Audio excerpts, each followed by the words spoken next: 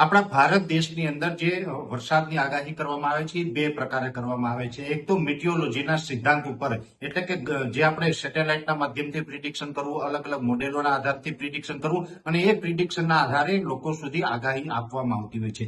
એવી જ રીતે બીજી જે આપણી જૂની પરંપરા છે, ગ્રહ નક્ષત્રના આધારે અને બદલી વાક્યના આધારે પણ આગાહી થાય છે.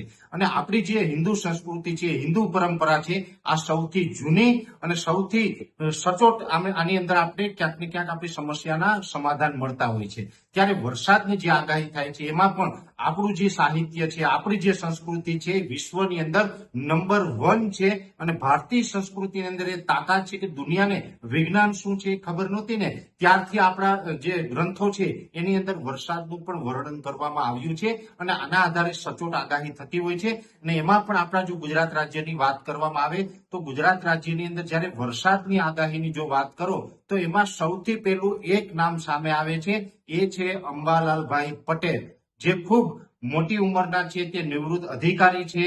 પોતાને કોઈ જ પ્રકારનો વ્યક્તિગત સ્વાર્થ નથી, નિસ્વાર્થ ભાવે આ રાજ્યની અને આ રાજ્યના ખેડૂતોની સેવા વર્ષો સુધી એમણે કરી છે અને એમની સેવાથી ગુજરાત રાજ્યના ખેડૂતોને અને ગુજરાત રાજ્યને ઘણા બધા ફાયદા થયા છે. પણ હવે આજકાલ વિજ્ઞાન જાથા છે એ સસ્તી પ્રસિદ્ધિ માટે થઈને અંબાલાલ કાકાનો અને એની આગાહીનો વિરોધ કરી રહ્યા છે. અંબાલાલ કાકા હોય કે કોઈ પણ વ્યક્તિ હોય, અંતે બધા માણસ છે. જ્યારે પણ આગાહી કરીએ એટલે લગભગ 90 થી 92% સુધી જો પરિણામ મળે તો એને સારું પરિણામ પણ કહેવામાં આવે. જો 92% સુધી આપણે આગાહી સાચી પડતી હોય અને 8% ખોટી પડતી હોય તો એ નોર્મલ બાબત છે. જ્યારે 8% ખોટી પડતી હોય તો એને ટાર્ગેટ કરીને જો અંબાલાલ કાકા પટેલને ક્યાંય માનસિક ટોર્ચર કરવામાં આવે તો આ વિજ્ઞાન જાથાનું કામ ખરેખર ખોટું છે. આ ખેડૂત વિરોધી કામ છે, આ ભારતની સંસ્કૃતિ વિરુદ્ધનું કામ છે. બીજું, આજે તો અંબાલાલ કાકાએ એવી એક જાહેરાત કરી છે કે હવે આજથી હું આગાહી કરવાનું બંધ કરું, કેમ કે વારંવાર વિજ્ઞાન જાથા તરફથી એને માનસિક રીતે પ્રતાડિત કરવામાં આવ્યા, એને ટોર્ચર કરવામાં આવ્યા અને એના માનસિક ત્રાસથી આજે અંબાલાલ કાકા આગાહીમાંથી જે નિવૃત્તિ લઈ રહ્યા છે. આ સાંભળીને આજે મને ખૂબ દુઃખ થઈ રહ્યું છે. અંબાલાલ કાકા છે અમારા વડીલ છે, અમારા દાદા સમાન છે.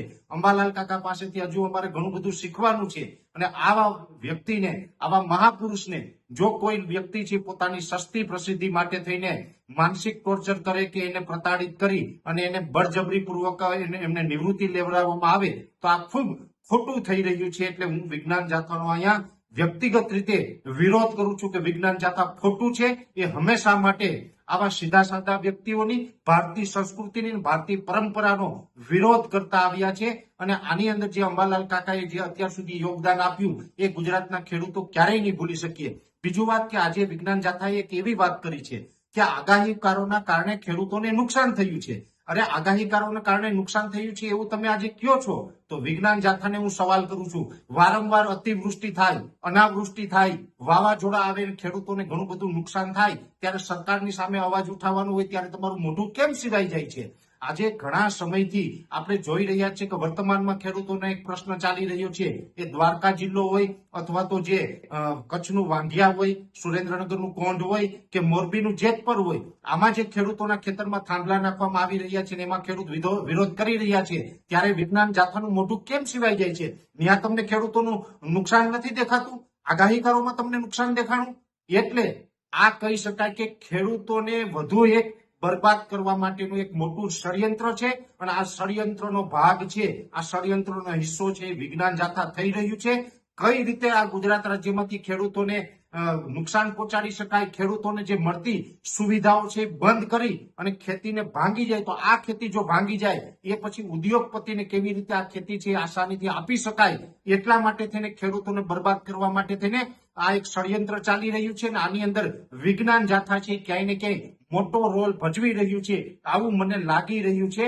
એટલે જો વિજ્ઞાન જાથા આ રીતનું કૃત્ય બંધ નહીં કરે તો ગુજરાતના 56 લાખ ખેડૂત ખાતેદારોને હું સાથે રાખી અને વિજ્ઞાન જાથા અને વિજ્ઞાન જાથાના ચેરમેન જયંતભાઈ પંડ્યા વિરુદ્ધ આંદોલન કરીશ અને એમની વિરુદ્ધ પણ ફરિયાદ હું લખાવીશ કે અમારા ગુજરાતના ખેડૂતોને બરબાદ કરી અને અમારા ખેડૂતોની જે જમીન છે આ જમીન તમે કોઈ ઉદ્યોગપતિને અપાવવા માંગો છો અને આ જમીન ઉદ્યોગપતિને અપાવવા માટેથી તમે કોઈને કોઈ ઉદ્યોગપતિ પાસેથી સોપારી લીધી હોય એવું વ્યક્તિગત મને લાગી રહ્યું છે. એટલે આની પણ એક નિષ્પક્ષ તપાસ થવી જોઈએ જેવી મારી સરકાર પાસે માંગ છે.